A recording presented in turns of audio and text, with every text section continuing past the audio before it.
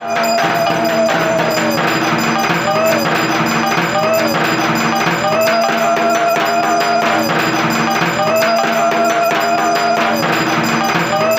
अभी अभी आप सभी लोगों ने पुजारी जी को आरती करते हुए देखा होगा। मैं आपको 100% बताना चाहूँगा।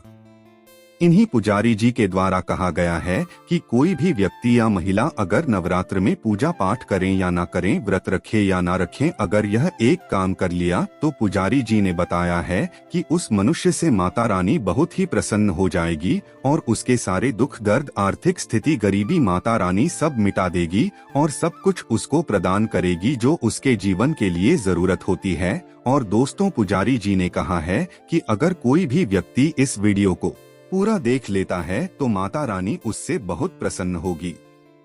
दोस्तों, नवरात्रों में चाहे कुछ भी कर लेना, लेकिन ये कार्य जरूर करना, बिन पूजा पाठ के ही सारा फल मिल जाता है। आप चाहे कुछ करें या ना करें, लेकिन नवरात्रों में यह एक काम जरूर कर लेना। मैं माता रानी की सौगंध खाता हूँ दोस्तों, माता लक्ष्मी खुद आपके घर में चलकर आएंगे। आगे आपकी मर्जी दोस्तों। नवरात्रि में बिना व्रत, बिना पाठ के आपको संपूर्ण नवरात्रि का फल मिल जाएगा। यह वीडियो ध्यान से देखना। अगर आपने व्रत नहीं रखा है, कोई बात नहीं, आपको परेशान नहीं होना है, क्योंकि कभी कभी हम काम के चलते या फिर ऑफिस वर्क होता है या कभी कभी कुछ ऐसे हम कामों में फंस जाते हैं जिसके कारण हम माता रानी के नवरात्रों में उनको टाइम नहीं दे पाते। तो आपको परेशान नहीं होना है। अगर आपने व्रत नहीं रखा है, कोई बात नहीं, पूजा नहीं कर रहे हैं, नवरात्रि में कोई बात नहीं दोस्तों, बस एक काम आपको कर लेना है। नवरात्रि में जितने भी लोग पूजा पाठ करते हैं उससे भी आपको अधिक बढ़ करके फल प्राप्त होगा। दोस्तों, नवरात्रि में ऐसा कौन सा कार्य करने से बिना व्रत, बिना पूजा या फिर बिना कन्या भोजन के सारे फल की प्राप्ति हो जाती है?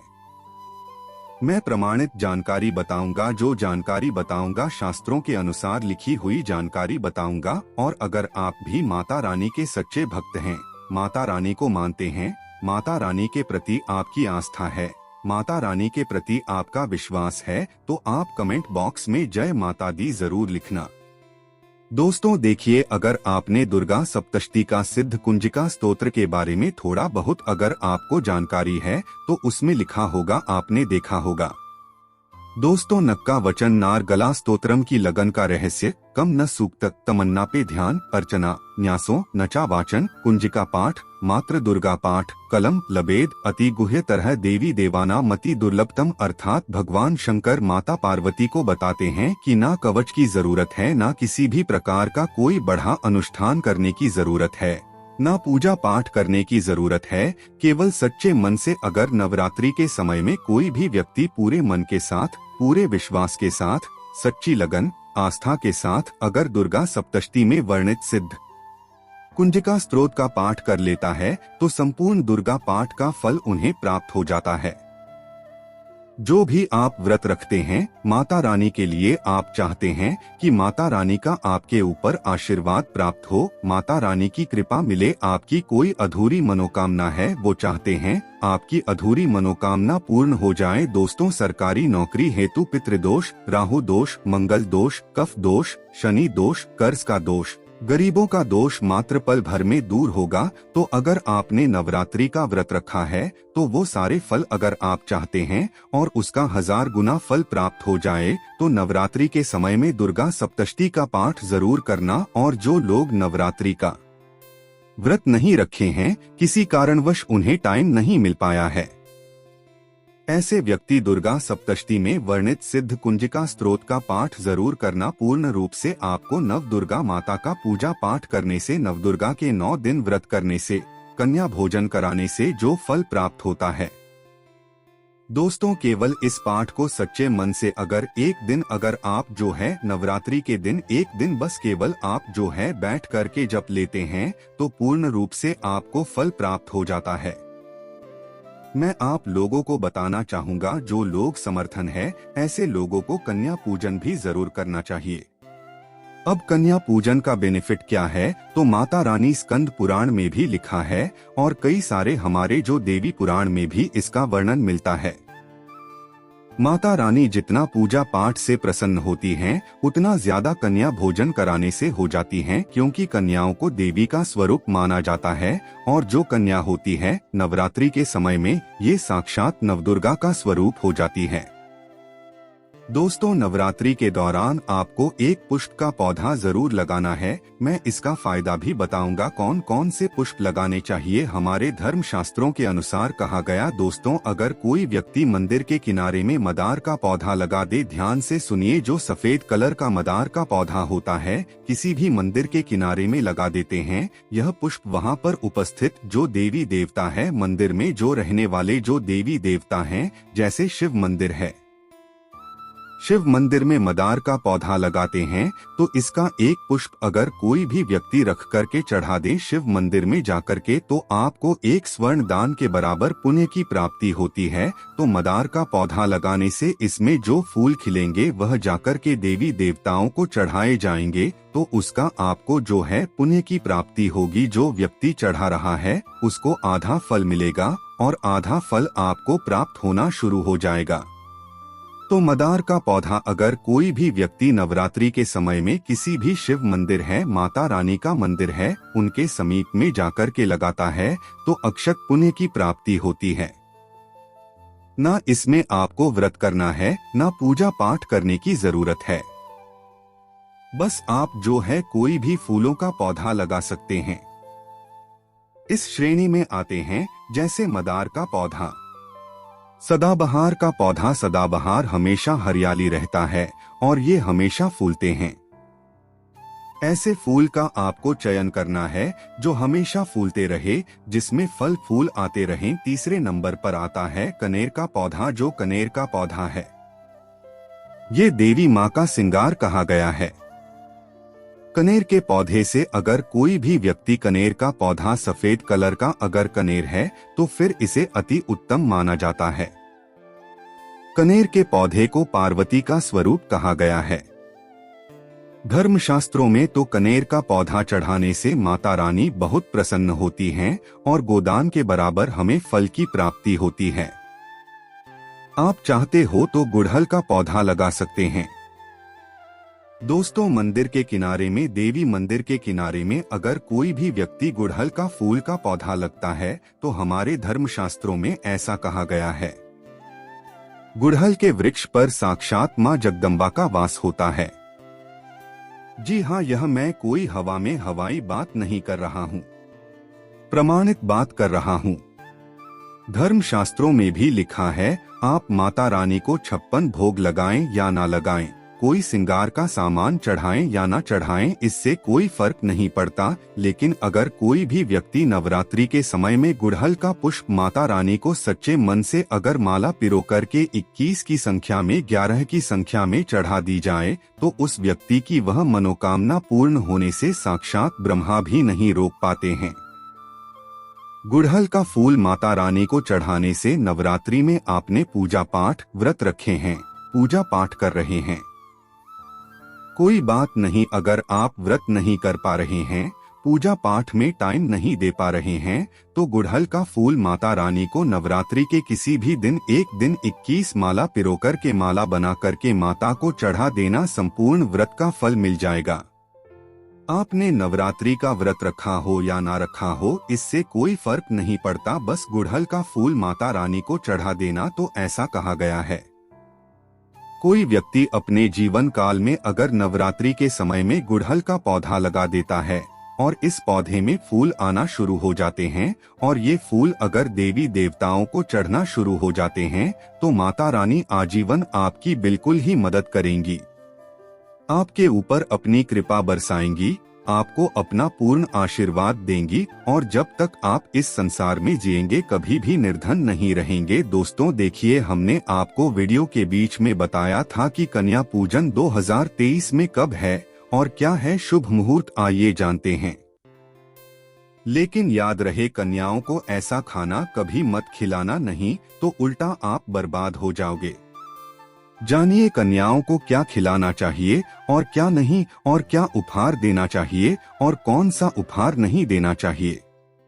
दोस्तों, इस बार के नवरात्रि बहुत ही शुभ और मंगलकारी माने जा रहे हैं।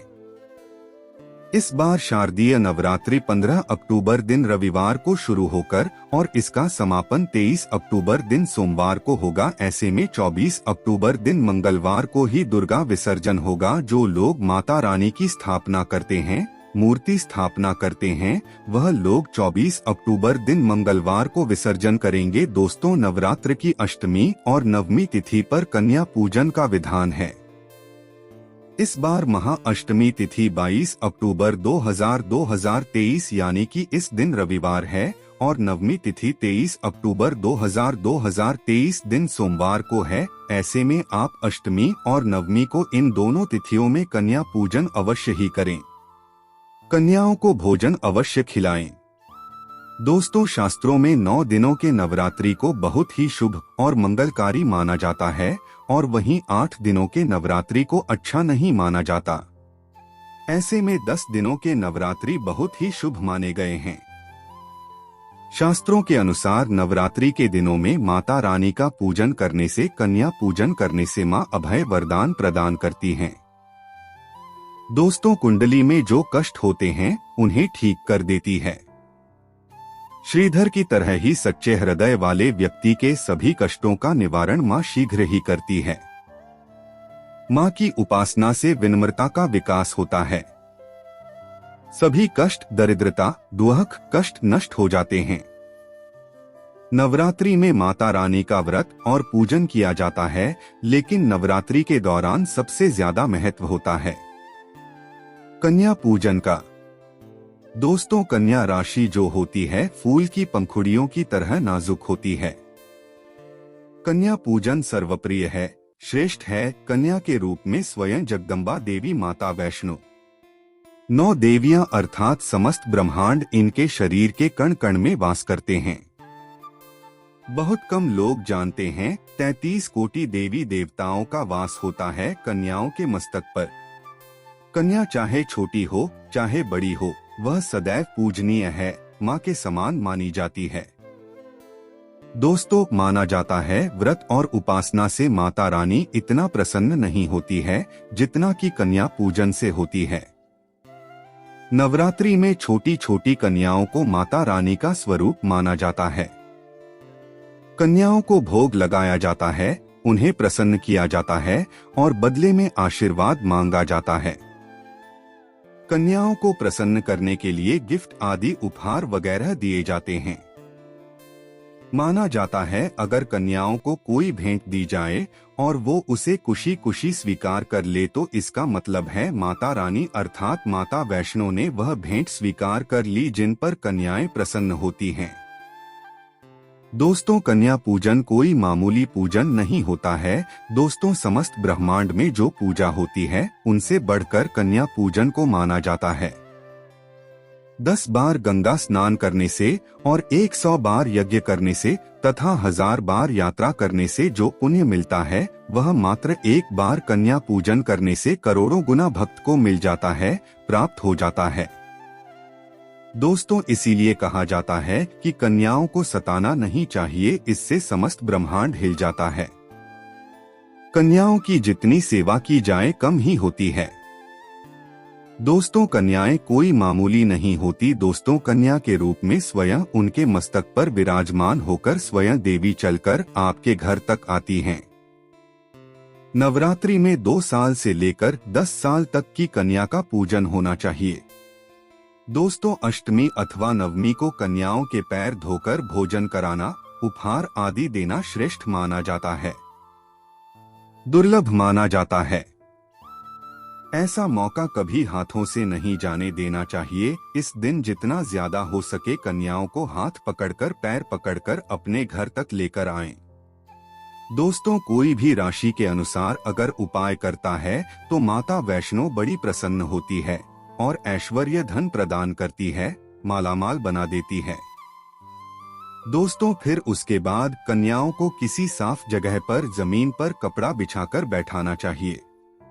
उनके माथे पर अक्षत, फूल और कुमकुम लगाना चाहिए। फिर उसके बाद भोजन ग्रहण करवाना चाहिए, लेकिन हमेशा याद रहें कन्याओं की थाली में 3 पूरियां कभी न रखें, इसे शुभ नहीं घोर अशुभ माना जाता है।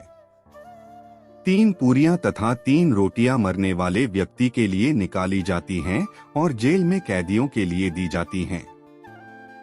दोस्तों, ऐसे में कन्याओं को उनकी थाली में 3 पूरी कभी न दें, लेकिन 1-2 करके पूरियां दे सकते हैं। इससे 3 संख्या बढ़ जाती है और दोष भी नहीं लगता।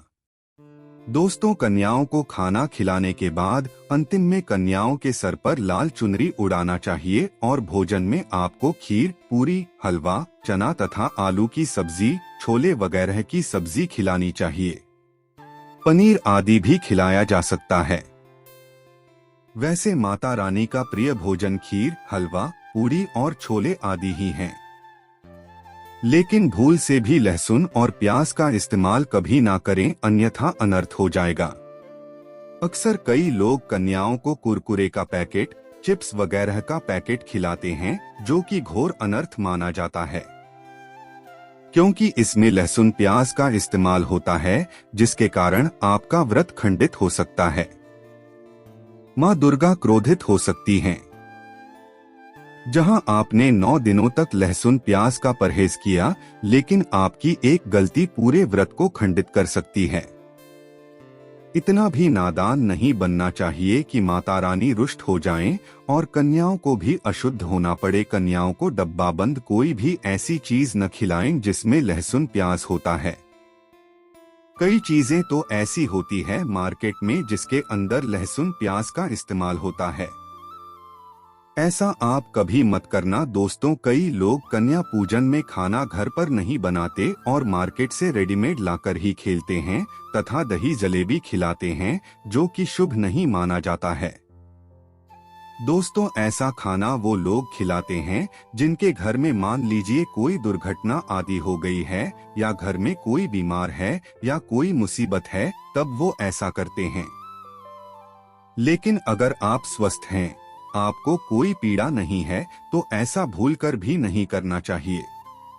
माता रानी दही जलेबी नहीं, आपके हाथों का बना भोजन खाना चाहती है, आपका प्यार चाहती है। फिर चाहे आप घर में एक ही पूरी क्यों न बनाएं, माता के लिए पराई स्वयं ही अपने हाथों से माता रानी को भोजन खिलाएं। दोस्तों, खासकर नवरात्रों के दौरान घर में पक्का खाना अवश्य बनाना चाहिए। माता रानी बहुत प्रसन्न होती है।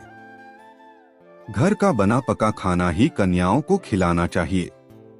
दोस्तों, कन्याओं को प्लास्टिक के बने दोने में खाना नहीं खिलाना चाहिए। ऐसे बर्तन पूजा पाठ के लिए शुभ नहीं, अशुभ होते हैं, क्योंकि प्लास्टिक के ज्यादातर बर्तन जो होते हैं जानवरों की हड्डियों द्वारा बनाए जाते हैं। इसीलिए ऐसा पाप मत करना दोस्तों। कन्याओं को हमेशा स्टील के बर्तन या पत्तों से बने बर्तनों में ही भोजन कराना चाहिए। बहुत ही शुभ माना गया है।